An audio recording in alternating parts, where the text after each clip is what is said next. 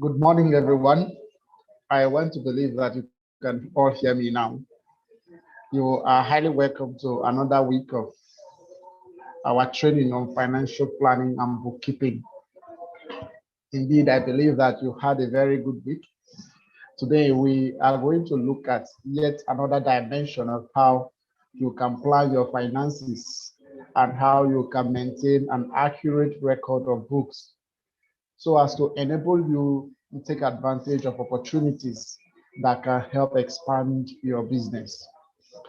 In the course of our discussion, we are to be discussing these 6 items that I am going to mention to you now. One, we are going to look at understanding financial planning activities. So in the discussion, we will identify what are financial planning activities and how you can understand them. Secondly, we are going to look at how to differentiate long-term from short-term plans. You may have heard the word long-term and short-term plan before now, so we are going to look at how you can differentiate them. And thirdly, we will talk about understanding reasons for keeping books. Why is there a need for you to keep records? Why do you need to keep books? We are going to discuss that extensively. And again, the first thing we are going to talk about today is identify bookkeeping methods. That is to answer what are the bookkeeping methods and how can you use each of those methods. We may at that time talk about the preferred method of keeping books that will be necessary for you to use in the operation of your business. Then number 5, we will talk about record financial transactions. If you have kept the books, how will you record them? So that is the 5th thing we are going to talk about. And lastly, we will look at how to balance the books. For you to run a healthy business, for your business to be successful, it can never be successful without your keeping an accurate record. That is to mean that if you do not have books properly kept, your business can hardly be successful. Why do we say this? It is like you driving a car without a fuel gauge or a map. Let's say it is without a fuel gauge and you are traveling to a very far distance. And from the beginning of the journey down to the present position where you are, all that is showing you is that your fuel is full. And you have traveled so long a distance that you are suspecting at this time, my fuel should be running out. But because of the malfunctioning of your fuel gauge, all you are saying is that the fuel is full. My brothers and sisters, the car can take you to a destination where you can hardly find any filling station and everything will just stop because the fuel is finished. So exactly how it is with running a business without having proper record. It will be as if you are driving a car without fuel gauge. To you, you may be feeling that you're doing excellently well because your business is running. But you don't know that your business is rather about to be wrecked because of poor financial records. Another thing we have compared that to is mapping. If you're going to a distant place where you do not know the destination, the phone has made it very easy that with your Google map, you can just put in the destination you want to go to, and it will be telling you turn left, turn right until you get to the destination and tells you now you have reached your destination. But imagine that you do not have such a thing. And the place you are going is quite a complicated area. What will you do? You may have gone off course without knowing that you have done so because there is nothing guiding you. Sometimes we wonder, how is it that ship travel from far America to Nigeria in the very deep sea, the Pacific, where there is no trees, you cannot find anything, and they still know where they are going? It is because of compass that shows them direction. So your business needs a compass. It needs a direction that can help you to know whether you are doing well or whether you are not doing well. So having said this, we will now look at what are made up of some of those items we have talked about. First, we need to understand what is financial plan. So if you are asked, why do you need to plan your finances? Financial planning is the plan needed for estimating the fund requirements of a business and determining the sources for the same. It essentially includes generating a financial blueprint for your company's future activity.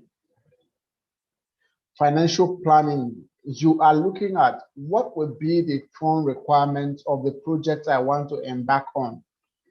Because if you want to carry out certain activities without planning, you may be feeling that the money you have is enough.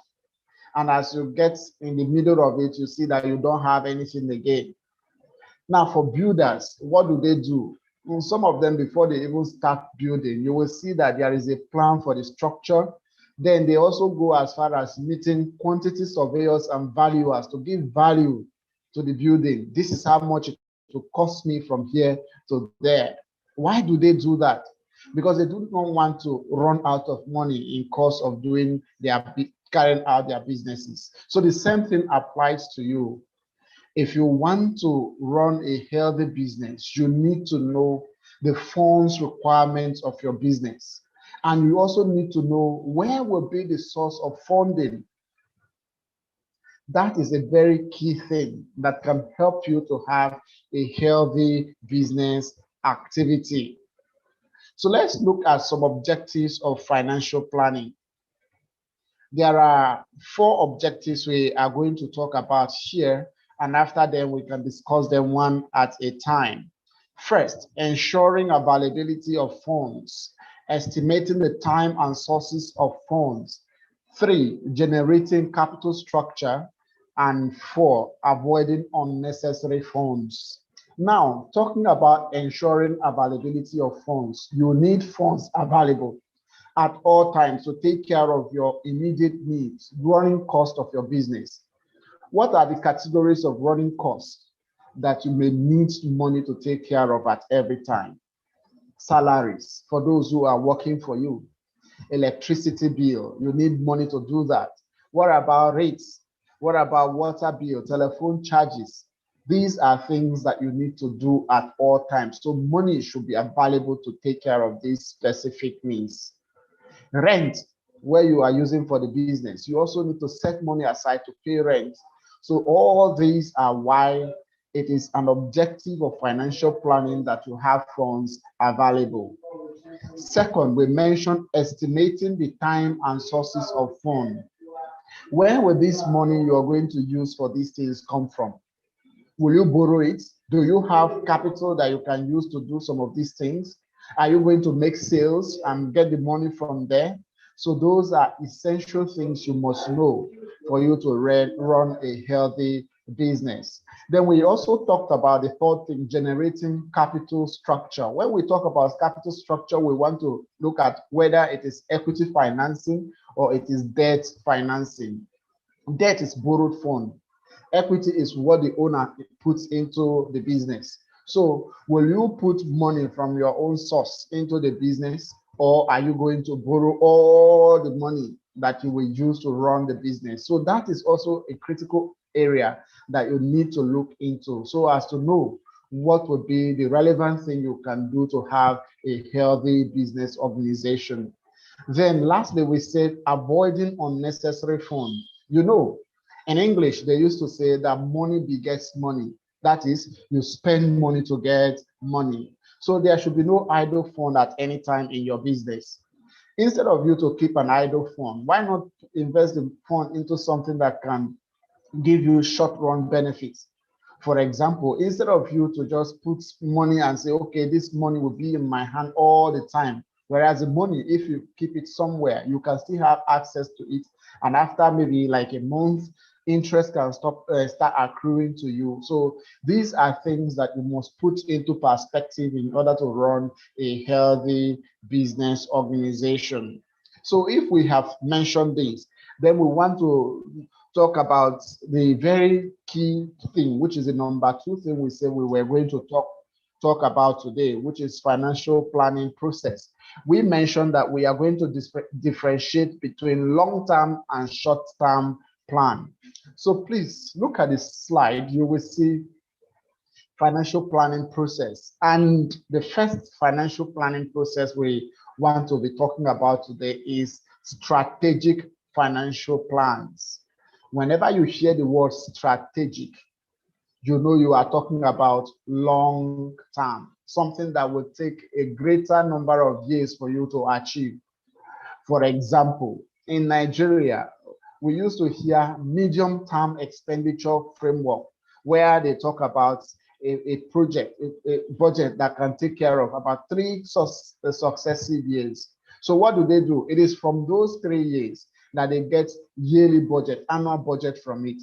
So if you have planned that in the next 3 years, I want to spend 600 million as a country, it will then mean that year one, you are going to earmark 200 million from that 600 as your budget for year one. Moving to year two, you are going to earmark another 200 as budget for year two.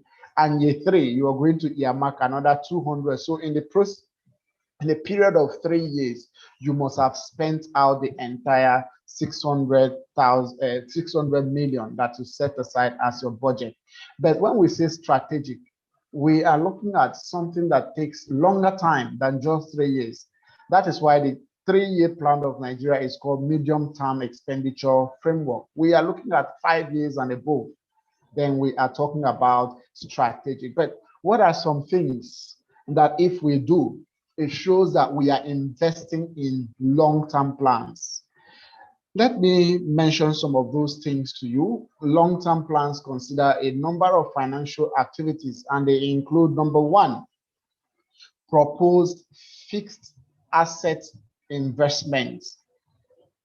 When you hear the word fixed assets, although the language is changed more recently from fixed asset to non-current assets. So what are fixed assets or non-current assets? They are assets that can last beyond one accounting year. Let's say, for instance, you bought a motor vehicle. Motor vehicle, you do not expect that after 1 year, your motor vehicle will be a scrap. No, it can last you. In fact, the normal rate of depreciation of motor vehicle in government is 5 years. Then for commercial organizations, motor vehicle can stay for 4 years. So you can see that if you are proposing to invest in motor vehicle, you are investing in something that can last for 1, 2, 3, up to 4, 5 years in your business. So that is strategic in nature. So if you propose to invest your money in non-current asset, then you are also investing in strategic planning. The next thing we want to look at is research and development activities. If you don't do research, you will not know where to invest in. No wonder you see that most times people who are civil servants who eventually retire, as they retire, they pay them pension. They use their pension and want to invest in something they don't have an idea of. Before a few years, you see that the business will just hit the rock. Why? It is because there is no proper planning, there is no proper research and development. So that is why research and development is an important strategic plan for the success of your business. So you need to research into where will you invest in. You need to also research into what are the target market, what is the kind of people you want to sell your product to. And if you want to sell your product to teenagers, for example, where can you find them? If it is babies, where can you find babies? If it is for adults, where can you find them? So those are the things that research and development will help you to achieve. Then the next aspect of strategic planning process is marketing and product development. In marketing, you will now look at where will be the target markets, and you want to develop your products toward satisfying the desire of the set of persons you had in mind to sell them to. Let's say you are into phone sales or manufacturing. Where do you think should be your target market? Do you think that people like octogenarians, those in their 80s or those in their 70s or 60s, will be the best people to sell your product to? That would not be the best. Why? Because time has already passed. They are not used to some of these technologies. In fact, if you sample, let's say 50 out of people in their ages of 65 to 75 years, only very few will be able to use their phones efficiently. So if you are into phone sales or production, then it will mean that you are looking at a rather younger people who are IT savvy, who are ready to dabble into using their phone to do things like YouTube. You see different things that are used in that they use the phones to do. So that is why marketing and product development is an important long-term plan that you can have for your business. Then the next aspect we want to look at is capital structure. I have already mentioned capital structure to you earlier when I said, will it be equity financing or will you finance it with debt? Are you going to borrow all the money you will use in the business, or you want to get some money from your own source to run the business? And again, in fact, another fine area that people use to finance their business is what they call retained earning. What is retained earning? The profit you have made from the business. Instead of going to share the profit to the owners of the business, you plow it back to the business, because that one will not have, you're not paying interest on it. So you can also consider financing your projects with retained earning. So that is an important area where we need to put into consideration. Then the last thing we want to look at is sources of financing. It is directly related to capital structure. So you want to know whether you are financing with debt or equity. Now, all this planning we have mentioned, all the long-term planning that we have mentioned, are generally supported by a series of annual budgets and profit plans. When we say a series of annual budgets, we are talking about budgets that happens year after year. Remember, we have mentioned to you that long-term planning takes many years. So for you to achieve what you have set for many years, you need something that you'll be doing every year to meet up that many years. For example, plans for 5 years takes 1 year to achieve those plans. And you are going to be moving on and on like that until you get to the 5th year where you will plan again. So planning processes are very important, and bear in mind that those who set strategic plans for the business are called the board of directors. It is not the manager who is setting strategic plans. So it is the board of directors that sets strategic plan for the business. You may have heard when they will say board of director, and among the board of directors, we have non-executive directors, and we have executive director, the one they call MD and CEO of the company. Then among the non-executive directors, they now pick one of them as the chairman.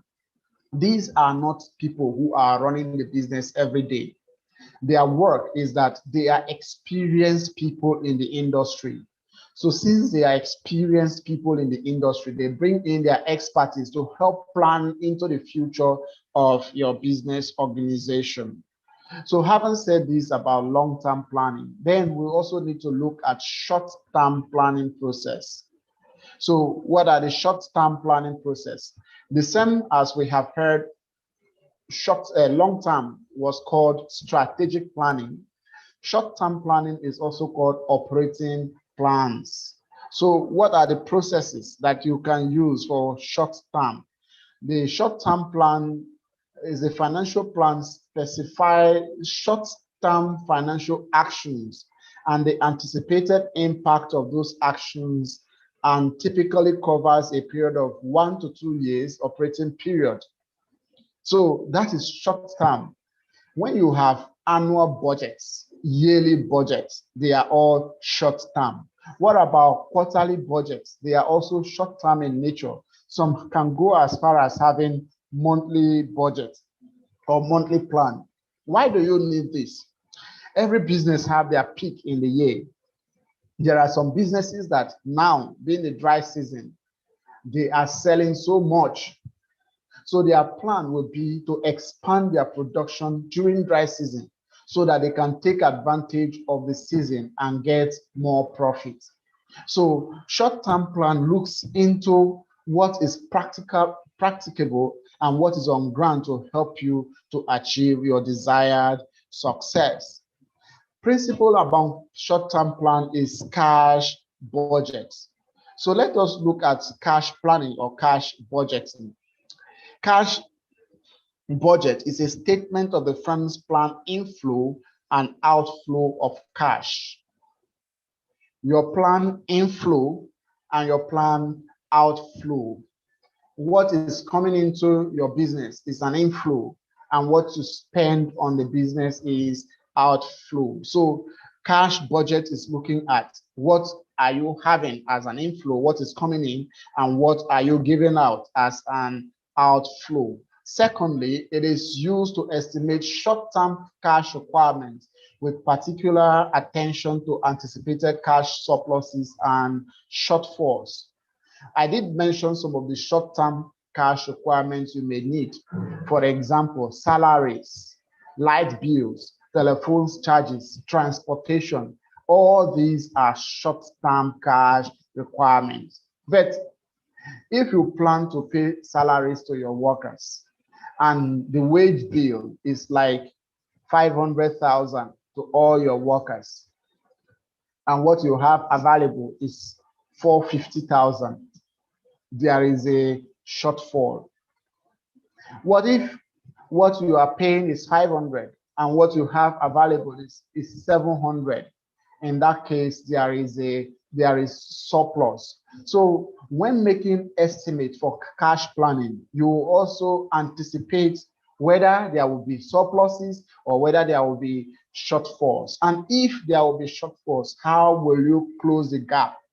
Where will you source for money to pay the remaining 50,000 that will make up your wage bill of 500,000? So those are things that need to be considered. Then thirdly, typically monthly budgets are developed covering a period of a 1 year time period. So whenever there are monthly budget, it is developed to cover just a period of 1 year. Now, budgeting has a circle. It revolves around certain things that I am going to mention to you right now. What are those things that your budgeting revolve around? That will take us to the next slide, budgeting circle. Here are your budgeting circle. When they say circle, it goes in a round shape. So look at how they interrelate so that your planning process can also show an interrelationship. One, plan a performance planning. That is the first thing in the budgeting circle. You need to plan your performance. You need to plan what you are going to achieve. After you have done your performance planning, the next thing you need to do is to provide a frame of reference. Where you did well will be referenced. Where you did poorly will also be referenced. So you need to provide a frame of reference. That is the second aspect of the budgeting circle. The third one is to investigate variation. What are variations? When you have planned something and you were not able to achieve your plan, there is a variation. Now, if you have also set a standard and what you achieve is far higher than the standard you have set, there is also a variation. Remember, when we talked about budgeting, I mentioned shortfall and surpluses when we talked about long-term planning. So variation can either be in surplus or in shortfalls. And if it is in shortfalls, you need to also investigate and correct it. If it is in surplus, you also need to investigate and correct it. And that will now take us to the next aspect of budgeting cycle, which is corrective action. When you take your time to look at your actions, the plans you have done, the performance you have planned, the framework of reference you have done, and also you have investigated variation and have seen what caused the variation, then you can intentionally take corrective measures. You can correct your actions. And after you have corrected your actions, the next thing you will do is to plan again. So you can see that it is a cycle that will continue to run like that. When you plan, when you do your performance planning, you provide framework of reference, you investigate variation, you make some corrections, you plan again. So if you are continuing like that and like that, bear in mind that there is no time your planning process will end. That is why it is called a cycle. You will be doing it over and over again. When you have achieved this, you move again and you do like that and like that. This will now take us to the next slide, strategy, planning and budget process. And strategy is a way of achieving something. So you need to analyze your strategy. By analyzing your strategy, you now need to know whether this category of items will fall under long-term plan or it will fall under short-term plan. If it is under long-term plan, what will you need to do? For long-term planning, then you will also provide long-term or long-run budgets to help you achieve your long-term plan. But if your strategy has tilts towards short-term or short-run planning, then you are also going to provide short-run budgets. So you can see that planning and planning and planning is the bedrock of a successful business organization. And to your own, my friends, you know that if you are planning properly, you are going to have a healthy business, that you will look back and be happy and satisfied that you have achieved your desired objective. So this will take us now to circle of money. Money also runs in a circle, in a sequence, the same as we have budget cycle. So what is the circle of money? Money revolves around people. Who are those people? It revolves around the lenders and the borrowers. How?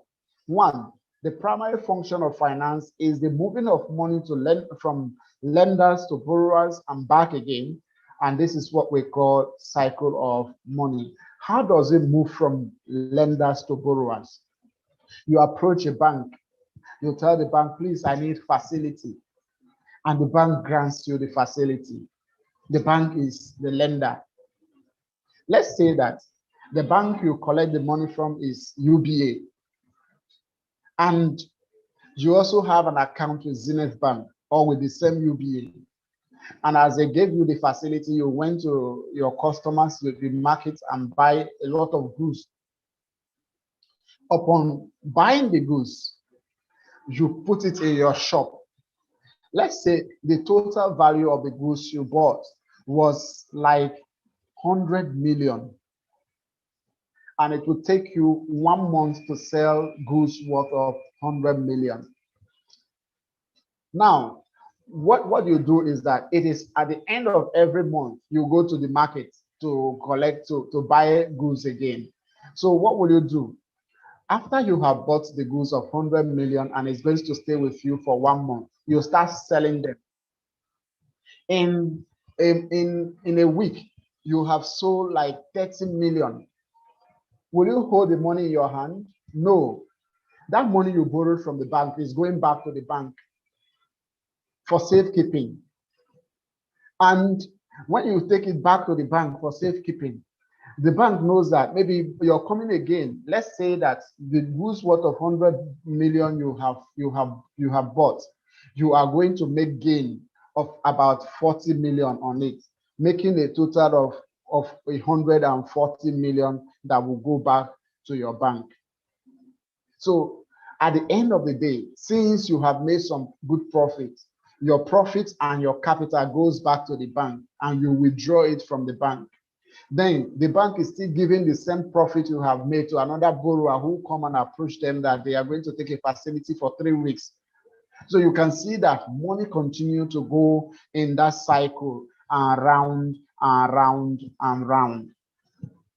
At this juncture, we want to now move to the next aspect of our discussion. You remember I did mention that we have 6 aspects we are going to discuss. So we have talked about understanding financial planning activities. We've also differentiated between long-term and short-term financial plans. And now we are moving to the third area that we want to discuss, and that is understanding reasons for bookkeeping. This may not be the first time you have heard the word bookkeeping. What is bookkeeping? Bookkeeping involves the recording on a daily basis of a company's financial transactions. With proper bookkeeping, companies are able to track all information on its books to make key operating, investing, and financing decisions. Bookkeepers are individuals who manage all financial data for companies. Without bookkeeping, companies will not be aware of their current financial position as well as the transactions that occur within the company. So we have mentioned that bookkeeping is a recording on a daily basis of a company's financial transaction. Recording on daily basis of a company's financial transaction. Imagine that you do not keep books. You do not keep records of anything that is happening in your business. What will happen to your business? Like we mentioned earlier about running a healthy business compared to driving a car without fuel gauge. Without bookkeeping, your business will be like a car without fuel gauge, that at any time in the middle of thick forest, the car can just stop on the way.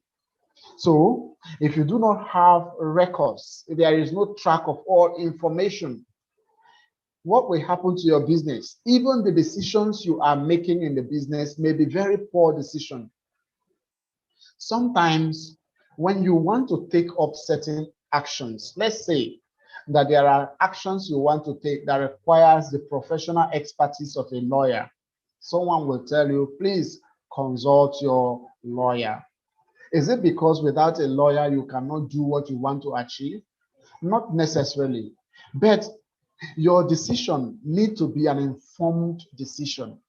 So that is why you seek professional expertise to help you guide what will become your final decision. So your books is now your guidance that will help you take better decisions in your business. And decisions affects those 3 key areas we have mentioned: operating, investing, and financing. These are the areas you need to make decisions on. So the only time you can make proper decision is when you go through your books again. And by going through your books, you now discover that, this aspect of the business need to be improved. Let's say that your business have branches in different areas in Abuja, for example. And each of those areas, you have a shop, and those your shop, they are selling. Now, at the end of the day, nobody is keeping record of those who are owing you. Nobody is even keeping record of what they have sold. You come again, you see that your shop is full. What will you do? You'll be thinking your business is healthy, but you may not know that you are completely blindfolded. Now, if you have proper records, you on your own as business owner can pick the books of all your shops. Let's say you have 5 of them and keep them together. You are selling identical products in all those 5 shops. You look at them. Okay, what is happening here? What is the gain? What is the loss? What is happening here? Now you can now know, this particular shop for over the last 3 months have not made any gain. It's only losses. What are we going to do? Let me close down that because it's not helping me. That is how your books can help you to take an informed decision. But if you do not keep those books, you will just be running business without direction.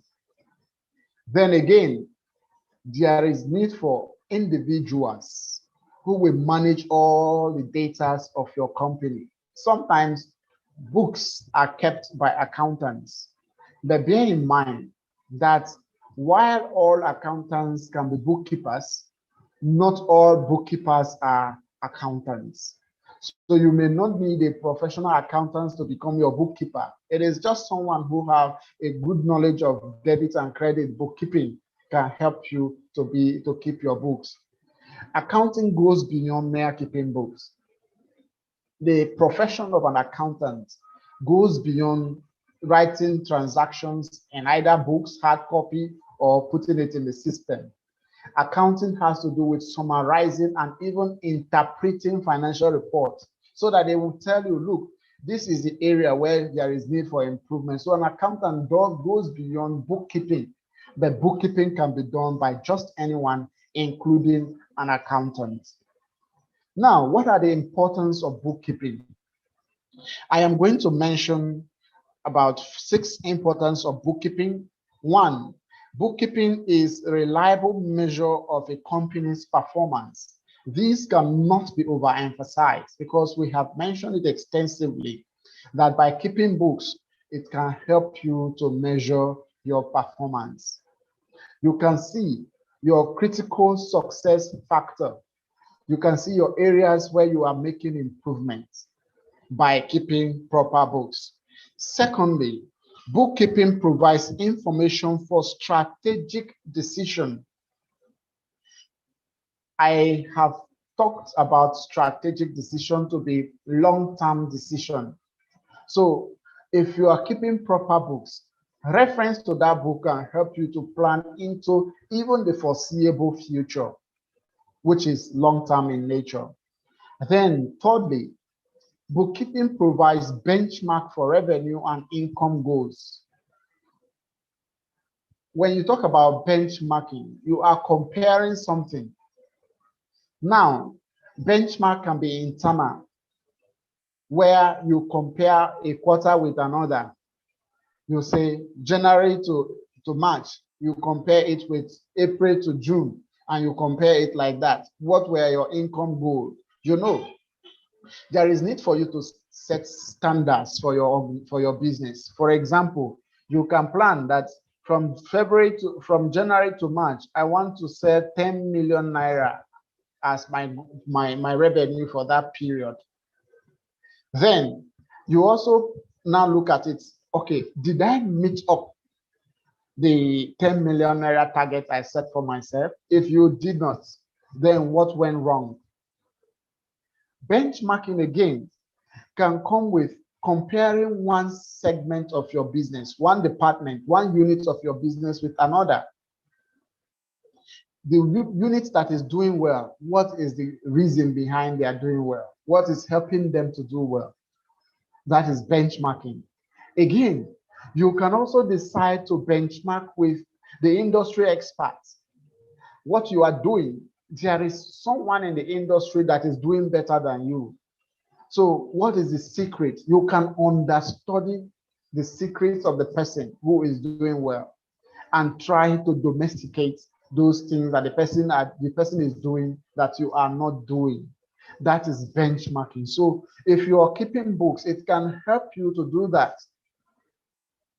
Then again, the 4th benefit or importance of bookkeeping is that it helps you to fulfill legal and tax obligation. The government is interested in your business because they want you to pay taxes. But let me make this very clear that taxes are paid only on profits. So you do not pay tax if you're making a loss. In fact, the Company Income Tax Act says that if you're making a loss, you can carry forward the loss and net it against future profit. Let's say that you have made a loss of 5 million naira in the year 2018. 2019, you made a profit of 1 million naira. 2020, you made a profit of 3 million naira. And 2021, you made a profit of 7 million naira. What will happen in terms of taxation? 2019, you have made a loss of 5 million. 2020, you made a profit of 3 million. So that profit of 3 million, you will net off your loss of 5 million against the profit of 3 million, so that at the end of 2020, what you will be having left as your loss is 2 million naira. And that 2 million naira will move to 2021 when you made a profit of 7 million naira. Then you are going to remove the 2 million naira from it, and you are going to pay tax based on only what is left after you have removed the 2 million, which is 5 million in 2021. So the tax law made it very easy for business owners to pay taxes only when they are making profit.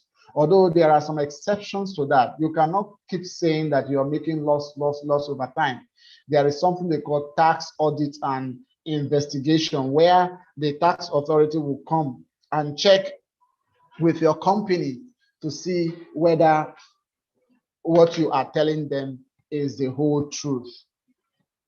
So the government is interested in your being able to pay the appropriate tax. What about other legal obligations that you may have, either toward the local government or any other people who are around your business? These obligations will be met if you are keeping proper books. Then number 4, bookkeeping. Sorry, number 5, bookkeeping provides stewardship to investors. Investors are those who invest in your business, and they need to see the business being healthy before they invest in. If you want to invest in a business and you discover that over the past 5 years, the business has been making loss, will you still invest in such a business? No. So also any other investor. So if your books are clean and they are seeing that your business is healthy and there is no threat to its going concern, that is, the business looks healthy, that it can continue to run into the future, then your business, the investors will be interested in investing in your business. Now, lastly, it provides proper management of cash flow. Cash flow is the projection of cash inflow and outflow. So if you keep proper books of accounts, if you make proper records of your business, then you can plan your cash flow, you can project your cash flow, cash inflow, where would cash come from, and also cash outflow. Now, methods of bookkeeping will take us to basis of accounting. Before we start talking about methods of bookkeeping, we need to look at basis of accounting. And principally, there are 2 bases of accounting, although we have 3. But this is better at this stage for you to understand that these 2 bases are the principal basis of accounting that may affect your business. 1, cash basis of accounting. In cash basis of accounting, you record transaction only when cash is actually received or paid out. That is to mean that if cash is not received and cash is not paid out, no record will be there for you. So what if someone is owing you? What will you do? There will be no record that someone is owing you because you've not received cash from the person. No wonder even the government in 2016 decided to migrate from cash basis of accounting to accrual basis of accounting, because they want a very decent way of presenting financial transactions, so that there will be stewardship. Those who are responsible can be held responsible for their actions. The second basis of accounting we said we were going to talk about is the accrual basis of accounting. In accrual basis of accounting, transactions are recorded when it occurs and if cash is not received or paid out. So whenever there is a transaction in accrual basis of accounting, it will be recorded.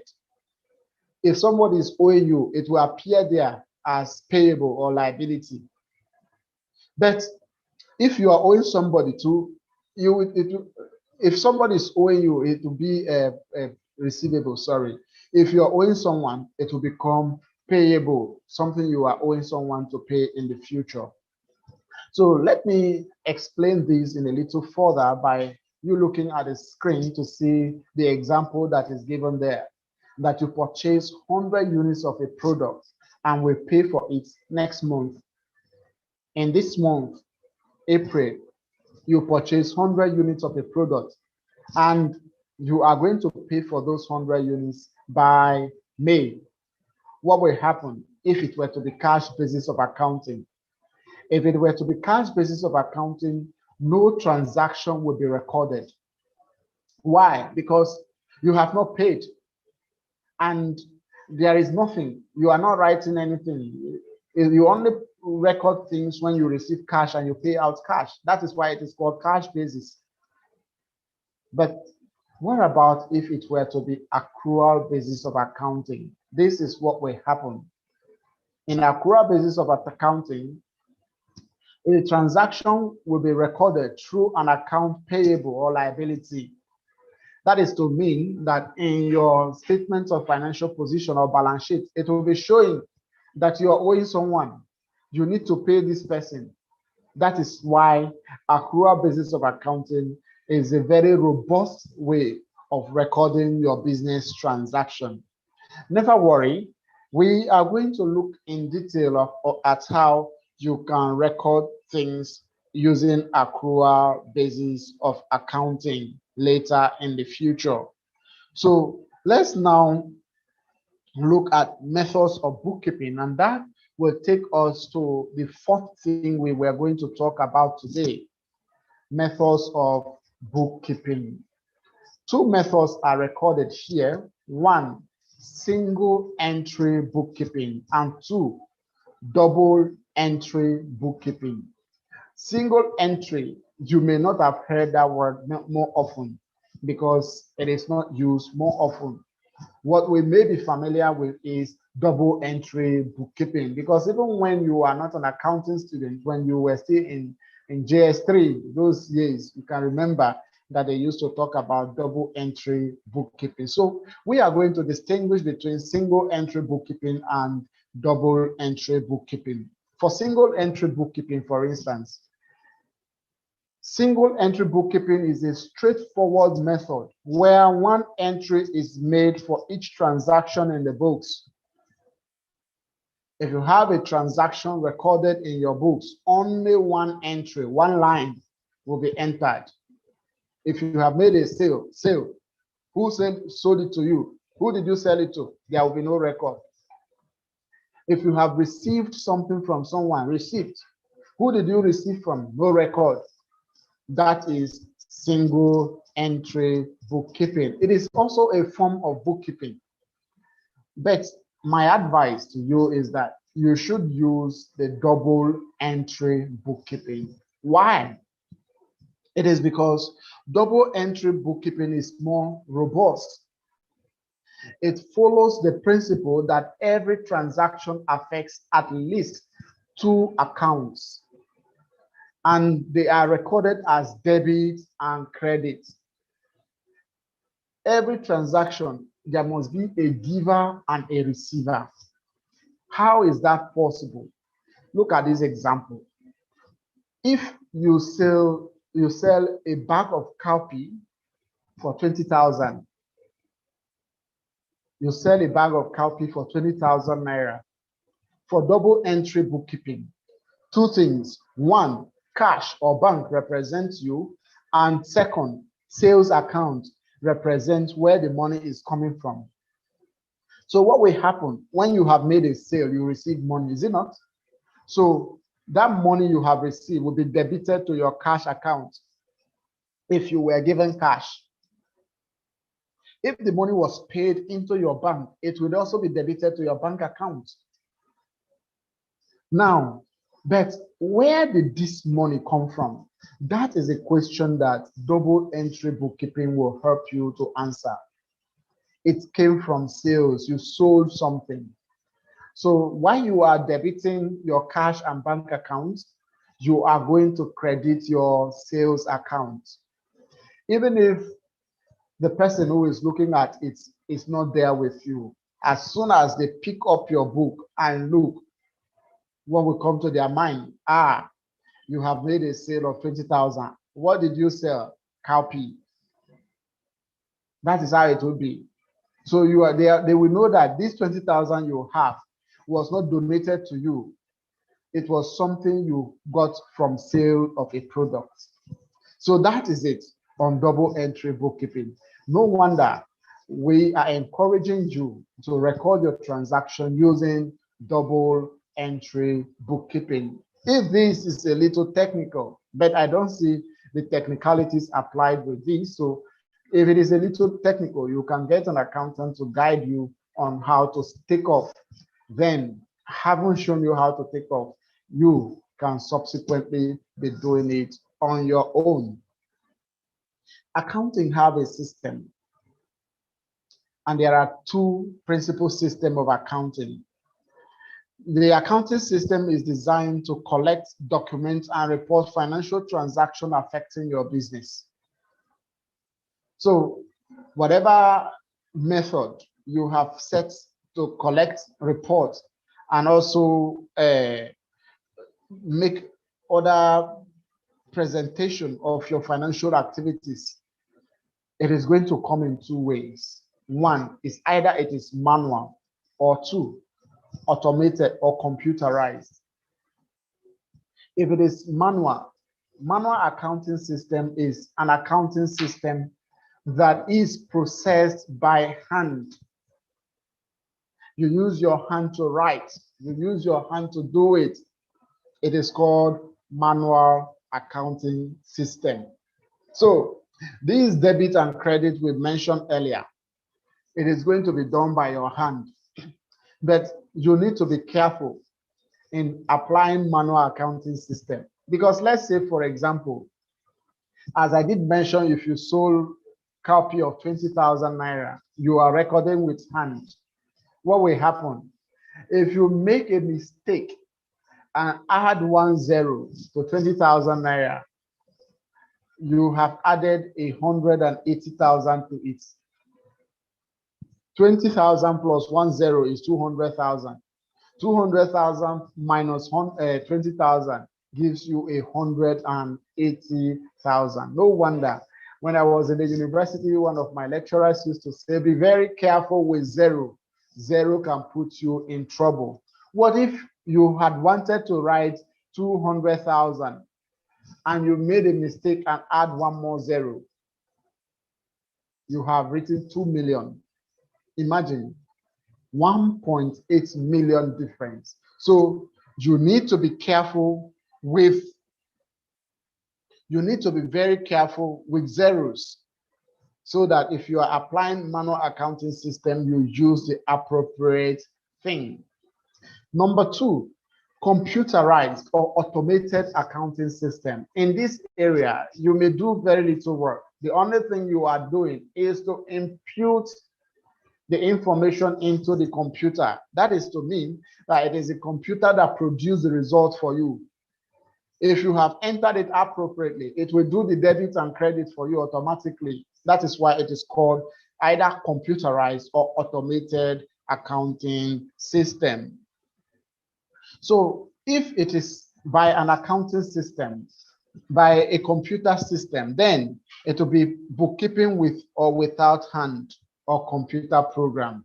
If you are doing your bookkeeping with computer program, it will be needed that you have an average knowledge of accounting process. You have an average knowledge of bookkeeping process. Why? Because of this word they use in computer, GIGO, garbage in, garbage out.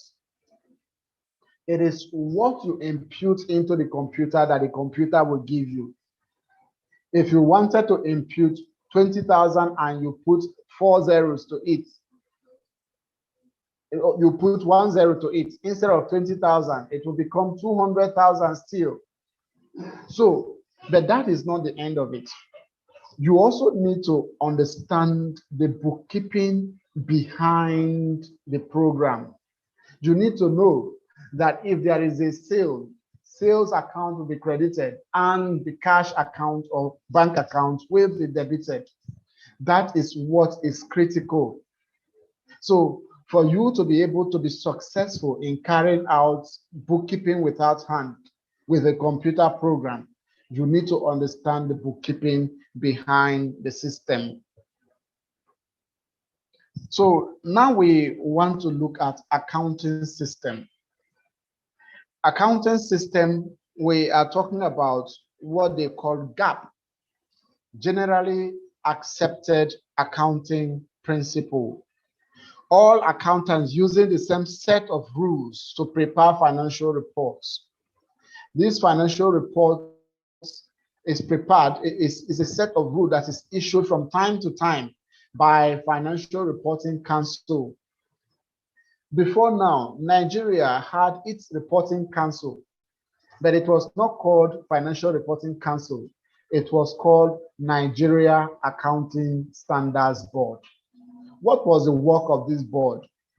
The work of the board was to produce a set of standards that will guide the operation of accounting in Nigeria. Then what we have, they used to call it SAS. You may have heard that before. SAS means Statement of Accounting Standard. Even while we are no longer using Statement of Accounting Standard, two principles of the statement are still in operation, and one is SAS 14, two, SAS 17. SAS 14 is talking about telecommunication industry, while SAS 17 is petroleum operation. Why did I say that we are no longer using SAS? It is because from the year 2010, Nigeria adopted an international accounting standard, the one we call International Financial Reporting Standard. And by adoption of that, the name of NASB, Nigeria Accounting Standards Board, has been changed from Nigeria Accounting Standards Board to Financial Reporting Council of Nigeria, so that Nigeria have joined the rest of the world to adopt principles that every other nation around the world is using, which is International Financial Reporting Standard. From the year 2001, any standard produced by International Financial Reporting Standard Board is called International Financial Reporting Standards. But prior to 2001, and from inception of International Accounting Standards Board, all the statements produced were called International Accounting Standards. So every other country around the world is using the same form of principle or standard to guide their financial transaction, and you will not be an exception. So that is why there is need for you to keep proper books of accounts, so that your accounts can be attuned with what is done in every other country around the world. Financial reports are summarized information about the financial status of your business, because people are interested in the financial reports that you have produced. So that is why, since people are interested in the financial reports that you have produced, there is need for you to have the right report so that people who are interested will use the accurate knowledge. We have an accurate knowledge of your business operation. And for you to have an accurate knowledge of your business operation and produce the best report, it means you need to use an appropriate language. No wonder business transactions are recorded using business language. And what is business language? Business language is accounting language. So your financial information is presented using an accounting language. Now, when you have produced an accounting report, there are two sets of persons you are looking at: external users of that report and internal users of the report. And two sets of records are produced for each of these category of persons. For external users, financial accounting reports are produced for them for their consumption. We are going to talk about who forms external users in due course. Then internal users, those who produce reports for internal users are called managerial accountants or management accountants. So they produce information that is for internal use. It helps the business or those who are running the business to take an informed decision. So now let's look at who are the external users of the accounting information as well as who are the internal users. For external users of the business information, we are talking about those outside the business who are using the business information. And those outside the business are people like the government, general public, civil societies, and lenders. Why will government be interested in your business? So that you need to prepare financial information for their consumption. It is because, as we mentioned earlier, they are interested in the taxes. They want to tax your business. They want you to pay the appropriate taxes. So that is why the government is interested in your business operation. They want to see your financial records. And there are 5 types of financial records that you produce for government to use. 1, the income statement, statement of profit or loss, that is what is also called. Number 2, the statement of financial position, also called the balance sheet. The government is interested in your balance sheet or statement of financial position. Number 3, cash flow statements. The government is interested in the cash inflow and outflow you had within the period. And number 4, changes in equity. What changes has happened to your net assets? The government is also interested in it. And 5, explanatory notes. The government is interested in your explanatory notes. General public are also interested in your financial transactions because they may be stakeholders in your business. How can the public become stakeholders? A stakeholder is anyone who can be affected or affect your business. If you carry out your business and your business can affect an individual, the individual is a stakeholder in your business. And if you're carrying out your business and the individual's action can affect your business, the person is equally a stakeholder in your business. So anyone that can be affected or affect your business is a stakeholder. So the question is, how can the general public become stakeholder in your business? Take the Niger Delta, for instance. Gas flaring happens every day in the Niger Delta. So that if it rains, what you see coming down from the sky is dark smoke. If you keep a white basin outside to collect water, what you will see surround the water you have collected is dark smoke. Don't you think that the action of these oil servicing companies in the Niger Delta have affected the environment where the people live? Definitely it has. So the general public in the Niger Delta are stakeholders. Now again, how can the actions of those individuals who live in the environment affect the business?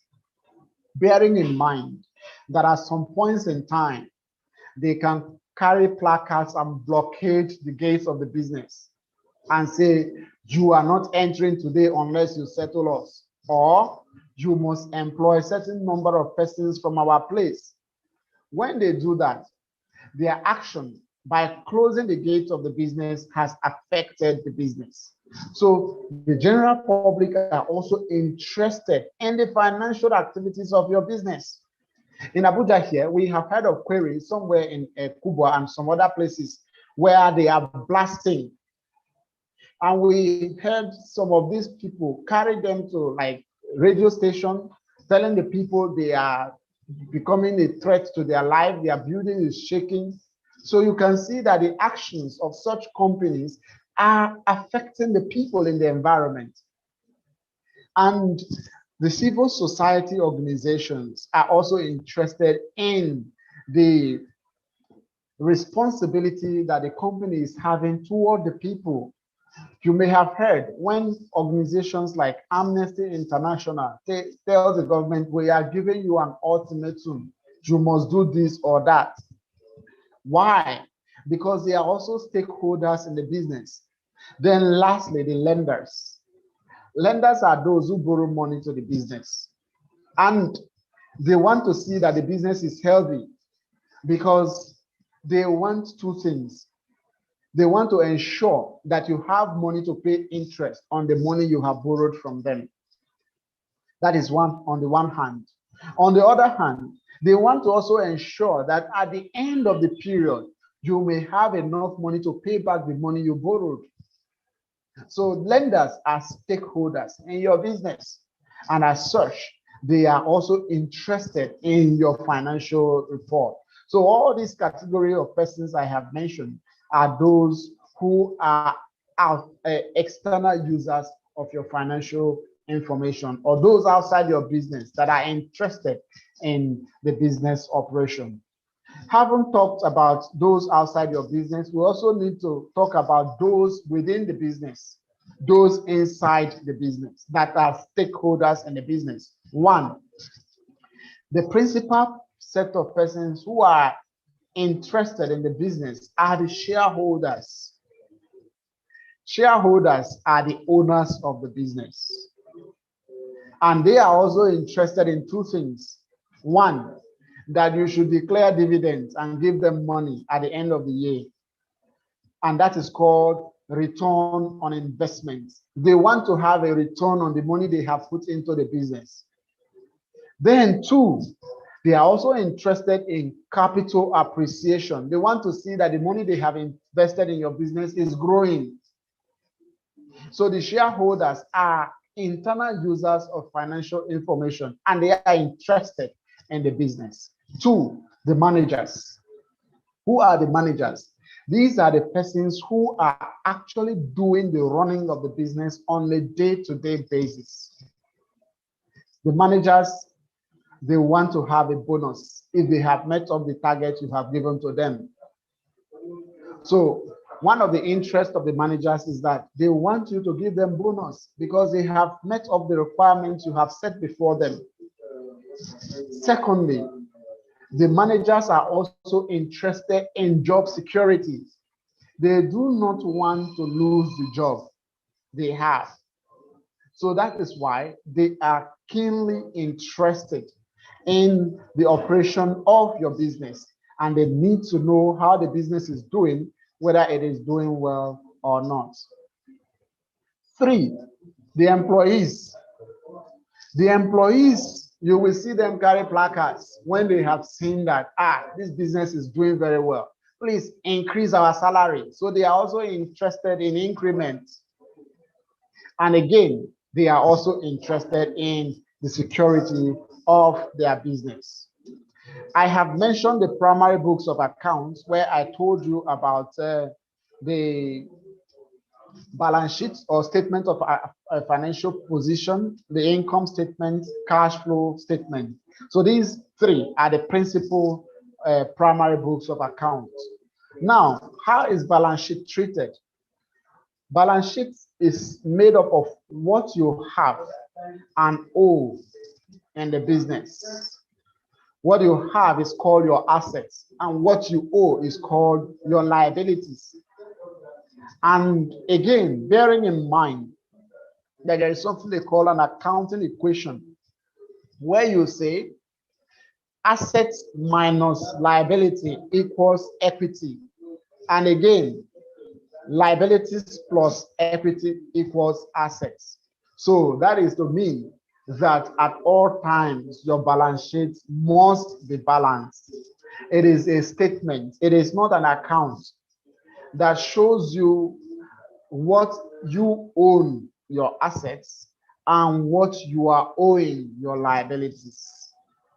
And even the capital introduced into the business is what we are calling equity here. So equity is what you also owe. But to whom do you owe this equity? It is the owner of the business. Because there is this doctrine in law that business is detached from the owner, so that you can sue a business in its name different from the owner.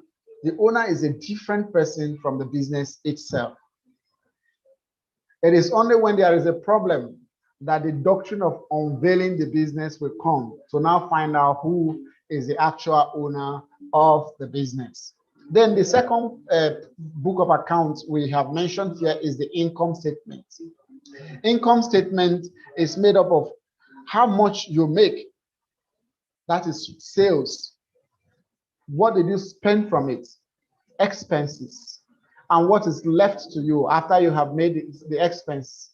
Income. So sales minus expenses gives you your income.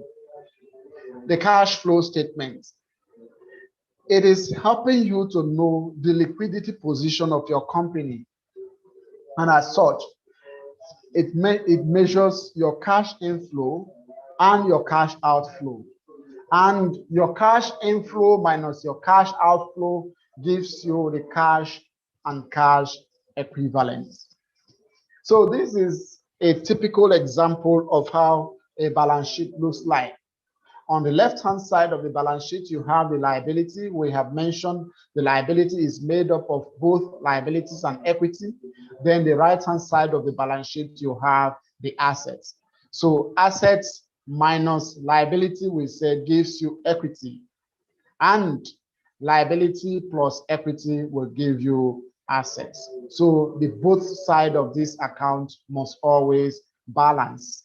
This has also been properly explained. The slide I am showing to you now has been explained, where we have revenue, expenses, and profit. So revenue minus expenses gives you your profit. And revenue comes in form of sales of goods. When you have made a sale, then you will remove your expenses, those things you have spent on the business, and whatever is left becomes your profit. Now, at this point, I want to show you a typical example of how a balance sheet looks like. This balance sheet typifies how it does look like. You can see Teddy Fab International balance sheet December 31st, 200. So how does it look like? In the balance sheet, we have the current assets and we have the non-current assets, and we have the current liabilities and the non-current and the long-term liabilities. So on the asset side of the balance sheet, which is on this case on the left-hand side, on the current asset, we have cash and cash equivalents. That is $100. Accounts receivable, those we used to call debtors in the past. You can see them there. Inventory, the stock, what you have in the business you have not sold is your stock. Prepayments, payments made in advance, and investment. Investment in any company also comes in here. Then under the current asset, we now have the property and equipment. It is usually called property, plant, and equipment. What is it made up of? Land. Land is not depreciated. No wonder in accounting we call land non-depreciable land. So after the land, you can now say buildings and improvements, $250,000, equipment, and then accumulated depreciation. Depreciation is defined as a systematic allocation of the depreciable amount of an asset over the useful life. That is to mean that if an asset is going to stay for 5 years and the cost of the asset is 100,000, every year you are going to be setting aside 20,000 as depreciation over the period of 5 years. Then intangible asset is other asset. Under other asset, you can see an intangible asset. An intangible asset is an asset without physical substance. And when an intangible asset is depreciated, it's no longer called depreciation, but it is the same approach that you use for depreciation, you use for amortization. For intangible assets, we amortize, while tangible assets are depreciated. Then on the right-hand side of the balance sheet, we can see here is the liabilities. Now, the liability starts with current liabilities, where we have accounts payable, those we are owing, notes payable, notes we are owing, accrued expenses, deferred revenue, all those forms current liabilities. Then we have long-term debt, debt that is going to last for some long time. It's called long-term debt. Then we have common stock, additional paid-in capital as the shareholders' equity, retained earnings, I have explained that earlier, and treasury stock. So when you remove your treasury stock from all this, you will see that down below there, you are going to see total asset as $472,100 and total liabilities as $472,100. Why? Because your asset must equal your liabilities at all times. Then this is also a typical example of your income statement, where we have revenue, where we have sales, professional consultation. And again, in determining your income statement or even your balance sheet, usually for reporting, there used to be a comparative year. That is why you have 2003 and 2004 in this example. So you are comparing 2003 with 2004. You remember I also mentioned benchmarking to you. You can see that in 2003, the first item there is 256,651 as against 279,156. So you can see that there was a difference between 2004 and 2003, and it was an increment. Then when you come to sales, you can see that the sales value for 2003 is higher than that of 2004. And when it comes to professional consultation, 2004 is higher than 2003. Now, the total sales you see, in 2003, we had $302,503 as against 2004 of $339,490. That is the total sales revenue. Then expenses are removed from the revenue. What are the expenses? Wages and salary, marketing and advertisement, rents, utilities, membership and publication, insurance, consultants, office supplies, and then total expenses. So under 2004, 339,490 minus 262,200 will give you 77,290, and that is your operating income. Then when you remove other non-operating gains like interest on the interest income or net, loss on sales of assets, donations, then you will now, if it is an addition, it is going to be increased, and if it is a deduction, it will reduce the total figure. No wonder in 2004 we are having $41,707 as against $33,672 naira to $672 for 2003. Look down, you see provision for income taxes. Remember, I did mention that income taxes are paid only when you have made a profit. Now, what are the effects that each of these books will have? That is, what will each of these things do to your account? The basic units of accounting is an account in general ledger where you have five types of accounts: the assets, the liabilities, the equity, the revenue, and the expenses. So what will happen to each of these accounts if certain actions are taken? Before we look at what will happen to each of these accounts if an action is taken, let me quickly mention this as it is shown to you in your slide, that accounting is the process of recording business activities that make changes to accounts, and these include sales of products, revenue from service end, buying products or services, incurring other expenses, depreciation of fixed assets, closing of books for the year.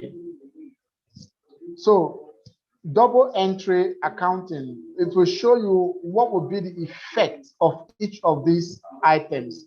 When would a balance sheet be increased or an asset be increased? When will it be reduced? So those are the things that we can find under double entry accounting. We have mentioned to you that whenever an action is taken, that the actions will either be a debit or a credit. If it is a debit to certain accounts, it will mean that that account will grow. If it is a credit to certain accounts, it will mean that that account will grow. Now, if you have a pen, you can take this down so that I will use it to explain how the effect would be in your account. Just write down in capital letter, real. Real, as in R-E-A-L. In English, it's called real. Real. So if you have put down the real, you can write on top, R represents revenue. Are you there? E represents expenses. R revenue, E expenses. A represents assets, while L represents liabilities.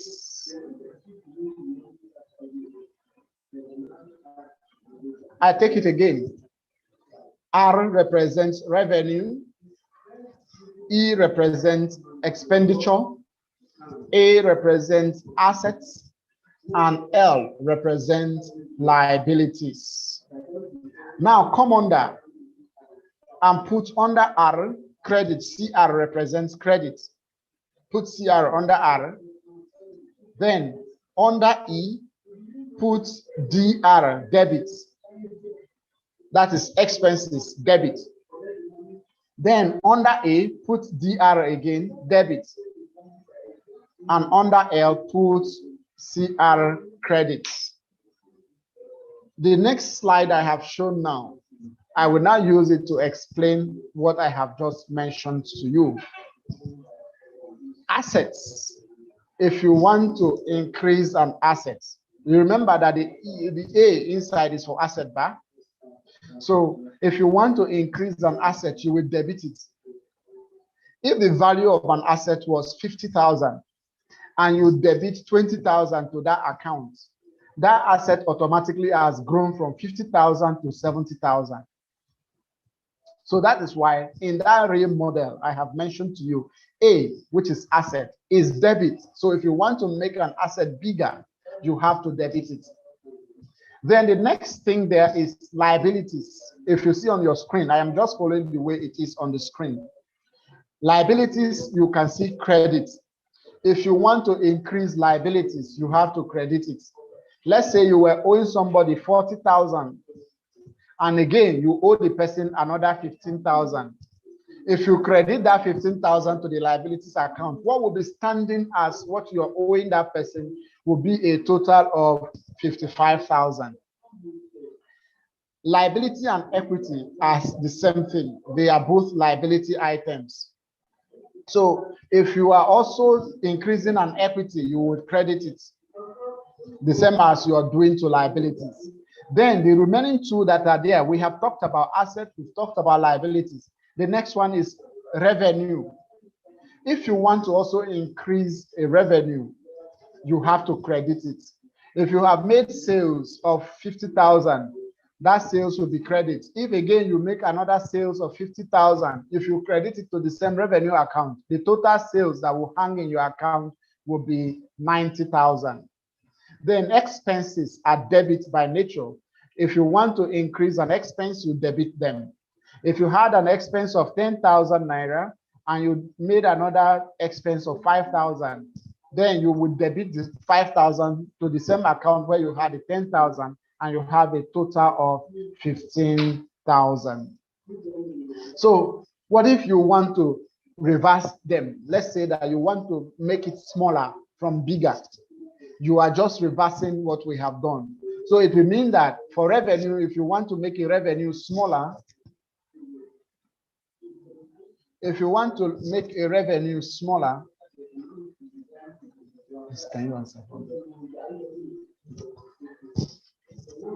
If you want to make a revenue smaller, you have to debit the revenue. If you want to make a revenue, if you want to make a liability smaller, you have to also debit the liabilities. If you want to make an asset smaller, you have to credit the asset. And if you want to make a liability smaller, you also have to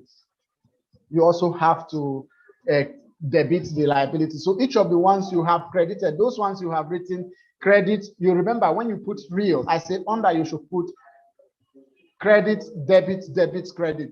So if you reverse any of them, it will automatically mean that you are making it either bigger or smaller. If it was credit and you change it to debit, you are making it smaller.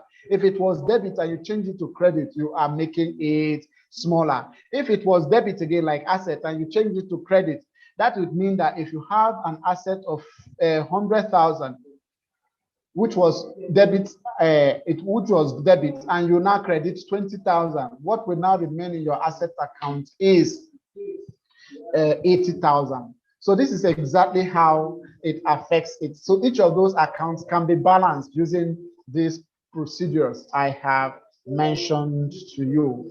So I want to thank you very much for your time this morning listening to this program.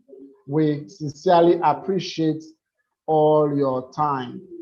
So please, if you have any question right now, I think you can feel free to ask your questions so that I can answer them for you.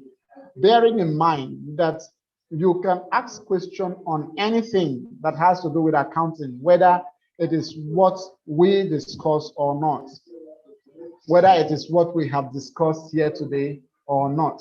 Just ensure that your question is not away from accounting, because I am an accountant and I should be able to answer any question you pose about accounting. So please feel free to ask your questions.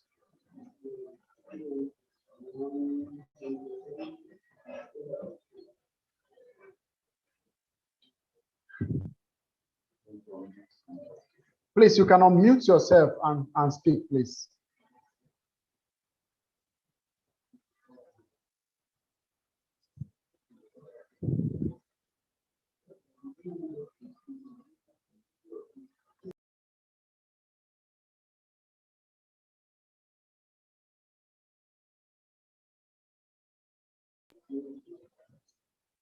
So is there anyone that is making a comment, remark, a question, whatever you want to say, please feel free to unmute yourself.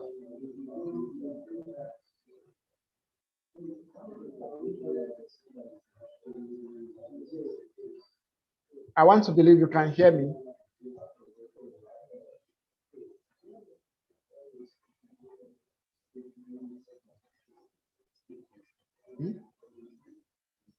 Can you hear me?